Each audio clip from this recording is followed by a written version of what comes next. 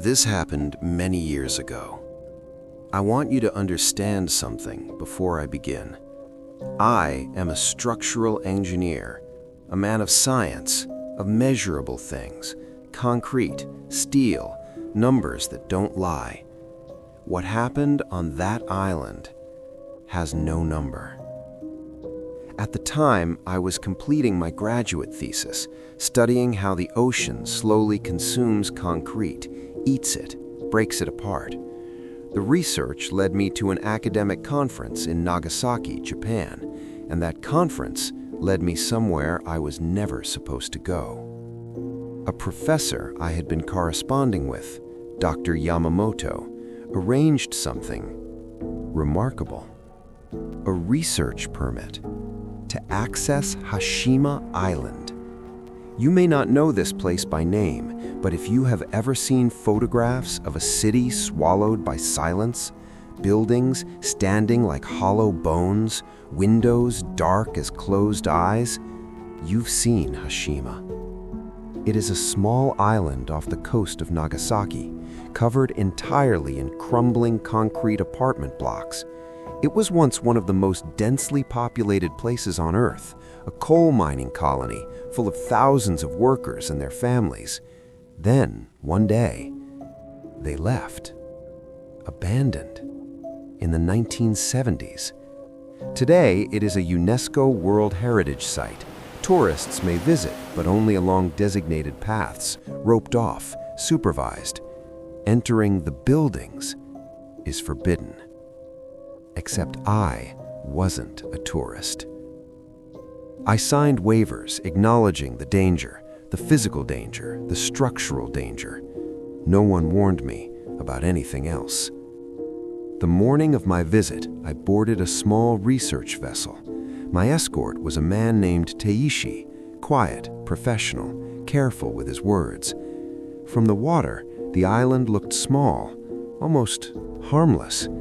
But as we drew closer, its scale became something else entirely. Those towers, those hollow towers rising from the sea, it felt like approaching a monument that the world had tried to forget. We had strict rules: stay on designated paths, avoid red-taped areas, remove nothing, and always remain within visual range of each other. The first few hours were remarkable, scientifically extraordinary, everything I had hoped for. And then, I noticed something. On the 4th floor of a residential block, the dust on the floor was disturbed. Not randomly, not from wind or settling debris. There was a path, a clear, deliberate path through the dust, as though someone had been walking that same route, regularly. It led me to a room. Inside, the air was different. There was a smell I could not identify, not decay, something else, something I still cannot name. And one wall was warm. Warmer than anything else on that island should have been. When I told Teishi, he looked at the wall. Then he looked at me. "No humans live here," he said quietly. "No animals either." He moved on. I followed. But I couldn't stop thinking about that warmth. It was in the next building that I found them. Blankets. Folded. Not abandoned, folded. Empty water bottles arranged near a corner. Someone had been living there. Not years ago, recently. Turned to call for Teishi. He was gone.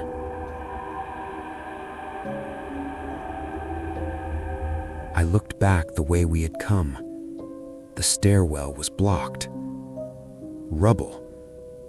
I don't know if it had always been there or if it had shifted. I don't know.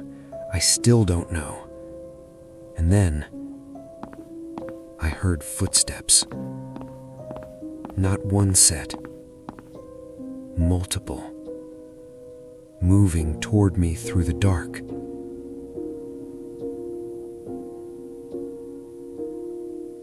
I ran through corridors, through rooms stripped of everything except shadow and silence and that sound, those footsteps behind me. I found another stairwell. I got out.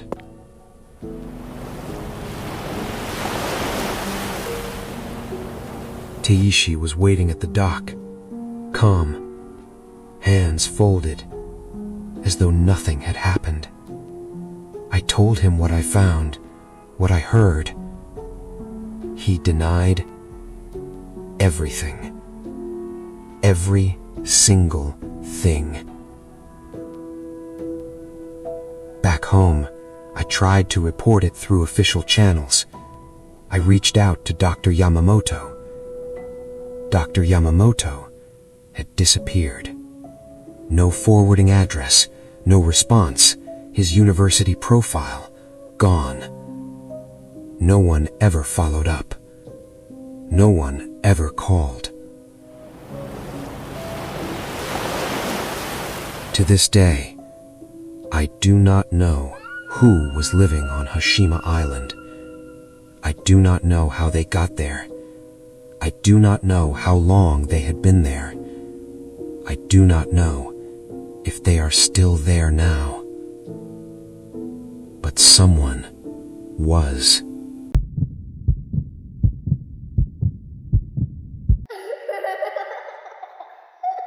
This happened last year. I was 22 years old, burnt out, running on empty, going through one of those stretches where everything in life felt like it was happening to someone else. I had a past, let's just leave it at that. And by that point, I was trying very hard to put distance between myself and certain chapters of my life. What I needed, more than anything, was to disappear. A coworker told me about a tiny island off the coast of Maine. No nightlife, barely any tourists after dark. Most people took the ferry out for the day and left before sunset. He said if you stayed overnight, it was like having the whole island to yourself. That was exactly what I wanted. I found a rental, a standalone cottage right on the shoreline. The price was suspiciously cheap, available on short notice. I probably should have raised some red flags, but I wasn't in a cautious headspace, so I booked it. The cottage was small, one room, a bed, an unused kitchenette, a bathroom barely bigger than a closet. It sat back from the water, surrounded on three sides by thick brush, pressed right up against the walls. The front faced the ocean. There was one thin curtain on the window, semi-translucent, the kind that doesn't really black the view in either direction. The walls were paper thin. I could hear the wind moving through the brush like it was right next to my ear. The door had a deadbolt and a chain lock that looked recently installed. That struck me as odd for such an isolated place, but I didn't dwell on it. I spent the evening walking the island. It was surreal, watching it empty out, day visitors returning to the mainland one by one. By sunset, almost no one was left. No streetlights, no ambient noise, nothing. Just the ocean. I grabbed dinner at a small pub near the ferry landing. The bartender was friendly, but she gave me a strange look when I told her where I was staying. On the walk back, I passed a small dock tucked into a cave about 100 yards from the cottage. There was a single blue motorboat moored there. It stood out. Every other boat I'd seen on that island was a large lobster vessel. I made a mental note of it and continued back. Around 10:30, I locked the deadbolt, the chain, and went to bed. That's when things changed. My phone wouldn't charge. I tried every outlet, nothing. The battery was low. I knew it would die within the hour. Still, I was exhausted. I fell asleep within minutes. Then, I woke up. I don't know what pulled me out of sleep, but once I was awake, I heard it. Footsteps on the gravel outside the cottage. They were close, right in front of the door, and whoever was out there was taking their time, a long pause between each step. It didn't sound like an animal. I shifted slightly in bed. The footsteps stopped. The silence that followed felt wrong. Then, the footsteps came back. This time, there was no mistaking it. They weren't passing by. They were approaching.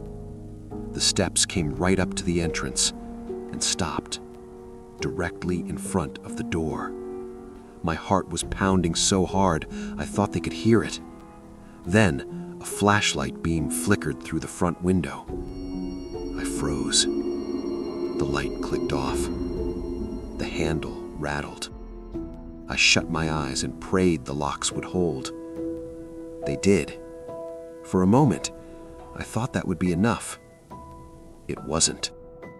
The handle shook again, harder this time. Then came several heavy bangs against the door. The sound echoed through the tiny cottage. I jumped out of bed and crouched behind the door while the banging continued. Then, silence. And then, I heard it. A man's voice. "I know you're in there, Leo." My blood ran cold. He knew my name. I didn't recognize the voice, but he knew my name. The footsteps moved away from the door, circling the cottage. For the next stretch of time, maybe 20 minutes, maybe an hour, he walked around it. Then, from the direction of the dock, I heard an engine start. A small outboard motor. It faded into the distance, across open water. I didn't sleep again that night. As soon as it was light enough to see, I stepped outside. Heavy boot prints circling the cottage multiple times, leading in a straight line towards the dock and ending at the water. Whoever was outside didn't come from the island. They came by boat, specifically to that cottage on that specific night. And somehow, they knew exactly where I'd be. I still don't know how. Nothing in my life has changed since then, and I have no reason to believe it's over.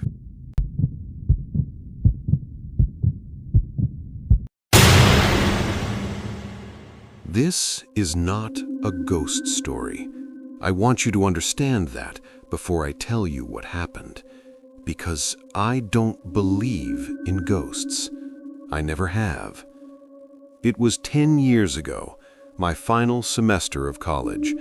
I was writing my thesis on abandoned places, hospitals, asylums, institutions where the forgotten were sent and never spoken of again. One location kept pulling me back: North Brother Island. A small, overgrown island sitting in the middle of New York City's East River, hidden in plain sight. It once housed a quarantine hospital, a place where the sick were isolated from the world, forgotten, left to decay. Access was illegal without a permit, which is exactly why we went at night. 2:30 in the morning, me, Jansen, and Jesse, kayaks in the water, launching from the Bronx. The East River was dark. The city lights felt far away, and then the island appeared, completely silent, like it was waiting. Quieter now, we pulled ourselves ashore and moved through the buildings, crumbling walls, broken windows, the kind of silence that doesn't feel empty, it feels full, like something is holding its breath. That's when I wandered too far ahead, and I heard it. My name, in Jesse's voice from down the hall. But Jesse shouldn't have been there. Before I could think, Jansen's voice from somewhere to my left. In here. I stepped into the room. Dark, cold, and in the corner, a figure, tall, at least 6.5 feet, facing the wall, not moving, not either of my friends. I don't remember deciding to run. My body just went. We found each other. We didn't speak. We dragged the kayaks back into the water as fast as we could. And then we heard it. Very slow. A moan, faint and low, like an old woman crying in pain. All three of us stopped. All three of us heard it. To this day, I do not believe in the paranormal, but I know what I heard that night. Someone was on that island with us. Someone who knew my name. Someone who could perfectly mimic the voice of my friend. And whatever it was, it wanted me to walk into that room alone. I still don't know why.